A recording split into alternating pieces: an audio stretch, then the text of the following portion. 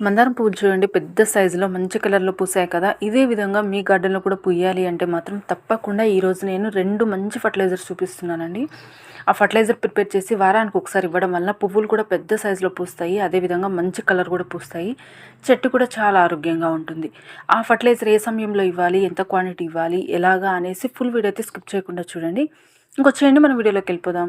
Hi అండి, అందరికీ నమస్తే. Welcome to Harika creative ideas. Please అండి, కొత్తగా మన ఛానల్ చూసినట్టయితే లైక్ చేయండి, షేర్ చేయండి, మన ఛానల్ని సబ్స్క్రైబ్ చేసుకోండి.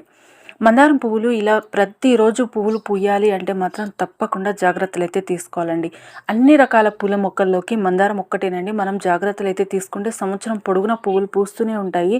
ఎండాకాలమైనా, వర్షాకాలమైనా, చలికాలమైనా. కానీ కొన్ని రకాల పూల మొక్కలు ఏంటంటే కొన్ని సీజన్స్ని బట్టే పూస్తూ ఉంటాయి అన్నమాట.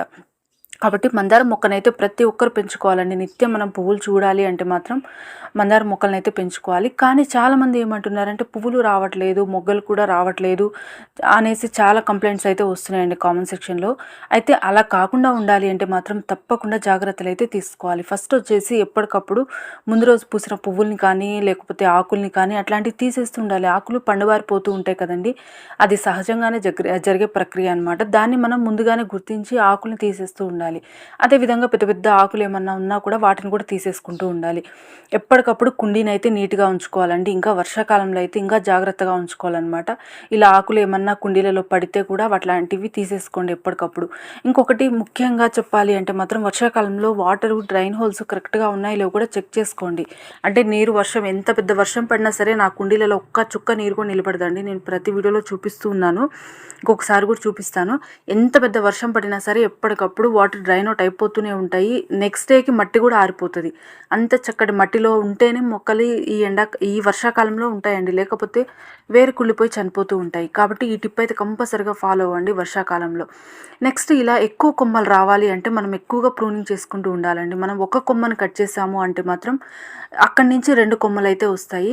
మట్టి చూడండి ఎంత పొడి పొడిగా ఉందో, ఎంత పెద్ద వర్షం వచ్చినా సరే చుక్క నీరు కూడా నిలబడదనమాట. కాబట్టి మన ఛానల్లోనే చాలా వీడియోస్ ఉన్నాయండి, రిపోర్టింగ్ వీడియోస్. అంటే అన్నీ సమానంగా తీసుకుంటా నేను. ఇసుక, మట్టి అండ్ కోకోపీటు, వర్మీ కంపోస్టు ఇవన్నీ నేను సమానంగా తీసుకుంటాను. దాంతోపాటు కంపల్సరీగా వేపపిండి కూడా మిక్స్ చేసుకుంటానండి. వేపపిండి మిక్స్ చేసుకుంటాను, మరియు పసుపు కూడా యాడ్ చేసుకుంటాను అనమాట. మందారం మొక్కల రిపోర్టింగ్ వీడియోస్ ఉన్నాయి, మరియు గులాబీ మొక్కల రిపోర్టింగ్ వీడియోస్ కూడా ఉన్నాయి. మీరు ఇంకా మందారం మొక్కల్ని పెంచుకోవాలి, లేకపోతే గులాబీ మొక్కల్ని పెంచుకోవాలి అనుకుంటే మాత్రం ఇది చాలా మంచి సమయం అనమాట. తీసుకొచ్చుకొని మీరు కొత్త మొక్కలైనా రిపోర్టింగ్ చేసుకోవచ్చు. లేకపోతే మన గార్డెన్లో ఉన్న మొక్కలు పువ్వులు పూయకపోతే కూడా కంపల్సరీగా రిపోర్టింగ్ అయితే చేసుకోవాలండి. మరియు సంవత్సరానికి ఒక్కసారి మొక్కల్ని కూడా రిపోర్టింగ్ చేసుకోవడం చాలా మంచిది. అంటే మట్టిలో బలం కూడా అయిపోతూ ఉంటుంది కదా! కాబట్టి మన దగ్గర ఉన్న పాత మొక్కలైనా సంవత్సరానికి ఒక్కసారి రిపోర్టింగ్ చేసుకుంటే ఇంకా కొత్తగా రిఫ్రెష్ అయిపోతాయి మొక్కలు. పువ్వులు కూడా చాలా చక్కగా పూస్తూ ఉంటాయి. ఈ యెల్లో మందారం గురించి ప్రతి ఒక్క వీడియోలో కామెంట్స్ వస్తున్నాయండి. నేను ఆల్రెడీ నర్సరీ వీడియో చేశాను. నెక్స్ట్ వీడియో కూడా నేను నర్సరీ వీడియో కూడా నేను అప్లోడ్ చేస్తానండి. నేను మళ్ళీ వర్షాలు పడుతున్నాయి కదా, కొత్త మొక్కలు తీసుకొస్తాను. ఎక్కువ కొమ్మలున్న మొక్కలను అయితే సెలెక్ట్ చేసుకోవాలండి. నేను రేపటి వీడియోలో అయితే నేను చూపిస్తాను క్లియర్గా ఎలాంటి మొక్కల్ని సెలెక్ట్ చేసుకోవాలి అనేసి. ఇంకొచ్చాయండి, ఫస్ట్ ఫర్టిలైజర్ అయితే చూపిస్తున్నాను. ఈరోజు నేను 2 ఫర్టిలైజర్స్ చూపిస్తాను అన్నాను కదా ఒకటే వీడియోలో. ఫస్ట్ది వచ్చేసి ఇది చాలా తక్కువ బడ్జెట్ అండి. ఈరోజు చాలా తక్కువ మన కిచెన్లో దొరికే వాటితోనే మనం ప్రిపేర్ చేసుకొని ఇవ్వచ్చు అనమాట. ఫస్ట్ది నేను బియ్యం పిండి తీసుకుంటున్నాను. మీ దగ్గర బియ్యం కడిగే నీళ్ళున్నా, లేకపోతే కందిపప్పు కానీ, మినపప్పు కానీ ఇలాంటి పప్పులు కడిగే నీళ్ళున్నా కూడా అవి కూడా తీసుకోండి.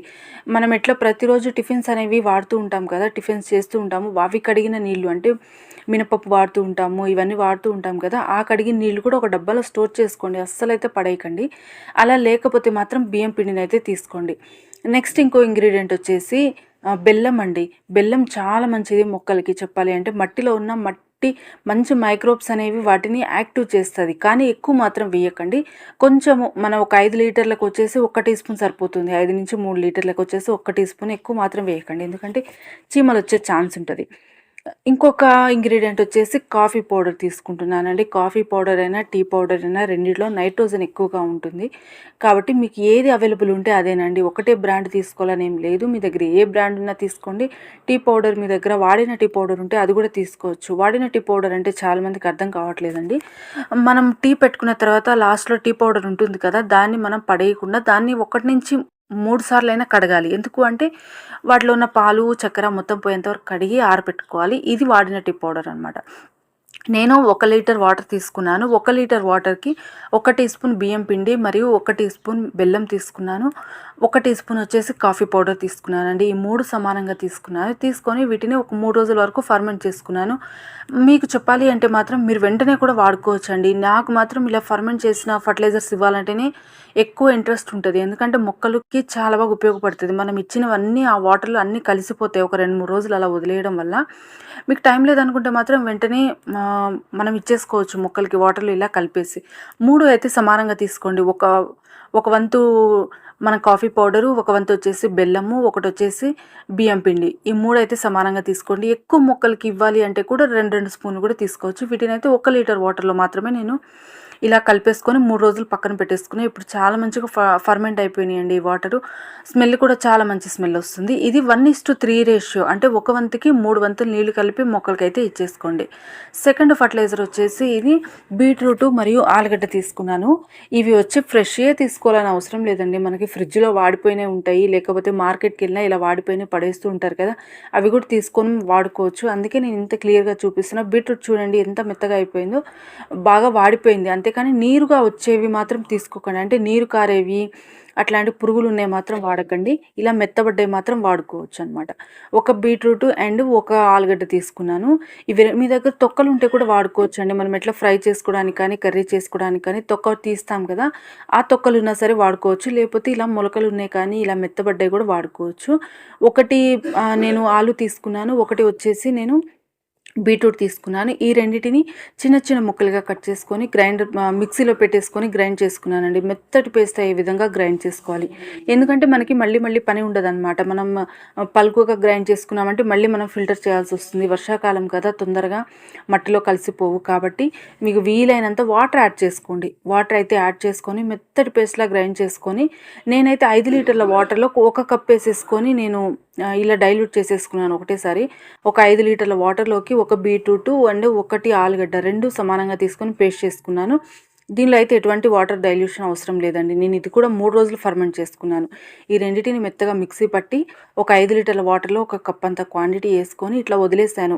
ఈ 3 రోజులు కూడా మనం ఫర్మెంట్ చేసేటప్పుడు ఏంటంటే కిందకి పైకి కదిలిస్తూ ఉండాలి. కంపల్సరిగా మూత అయితే తీస్తూ ఉండాలండి. మూత ఉన్న డబ్బాలోనే ఫర్మెంట్ చేసుకోవడానికి ట్రై చేయండి. మూత లేకపోతే మాత్రం ఫర్మెంట్ అవ్వడం కొంచెం లేట్ అవుతుంది. అదొకటి డస్ట్ అది కూడా పడుతూ ఉంటుంది కదా దానిలోకి. అలా కాకుండా ఉండాలంటే మూత పెట్టండి. పొద్దున సాయంత్రం అయితే ఇలా తిప్పుతూ ఉండండి. తిప్పుతూ ఉండడం వల్ల మొత్తం సమానంగా అయితే ఫర్మెంట్ అయిపోతుంది.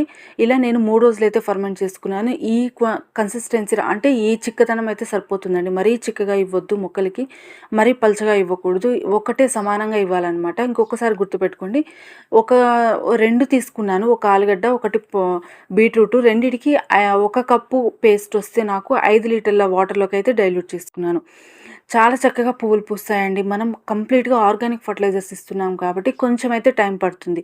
మనం నర్సరీలో దొరికే కెమికల్ ఫర్టిలైజర్స్ ఇచ్చామంటే ఇవ్వంగానే రిజల్ట్ అయితే వస్తుంది. ఆర్గానిక్ ఫర్టిలైజర్స్ కాబట్టి కొంచెం స్లోగా మనం కంటిన్యూగా ఇస్తూ ఉండాలండి. వారానికి ఒక్కసారి పువ్వులు పూసే ప్రతి ఒక్క మొక్కకి వారానికి ఒకసారి ఏదో ఒక ఫర్టిలైజర్ అయితే ఇస్తూ ఉండాలండి. మన కిచెన్‌లో దొరికే వాటితోనే మనం ప్రిపేర్ చేసి ఇవ్వొచ్చనమాట. ఇవ్వడం వల్ల చక్కగా అయితే పువ్వులు పూస్తాయి. చెట్టు కూడా చాలా హెల్తీగా ఉంటుంది. కొన్ని సంవత్సరాల పాటు చెట్టు కూడా చనిపోకుండా ఇలా గుత్తుల్లో పువ్వులు పూస్తాయన్నమాట. థ్యాంక్ యూ సో మచ్ అండి. ఈ వీడియో మీరు ఇంతవరకు చూసారంటే మీకు నచ్చిందని అనుకుంటున్నా. ఈరోజు నేను చూపిస్తున్న టిప్స్ మరియు ఫర్టిలైజర్ కూడా ప్రిపేర్ చేసి మీ మొక్కలకి ఇవ్వండి. ఫర్టిలైజర్ ఒకటే కాదండి, జాగ్రత్తలు కూడా మనం కంపల్సరీగా ఫాలో అవ్వాలి. థ్యాంక్ యూ సో మచ్ అండి. ఈ వీడియో మీరు ఇంతవరకు చూసారంటే మీకు నచ్చిందని అనుకుంటున్నా. మన ఛానల్లో ఉన్న ప్రీవియస్ వీడియోస్ కూడా ఒకసారి చెక్ చేయండి. అన్ని ఆర్గానిక్ ఫర్టిలైజర్సేనండి. మన ఛానల్లో ఎక్కడ కూడా నేను ఒక కెమికల్ ఫర్టిలైజర్ కూడా చూపించలేదు. ప్లీజ్ అండి మన ఛానల్ని సబ్స్క్రైబ్ చేసుకోండి. మరొక మంచి వీడియోతో మళ్ళీ మీ ముందు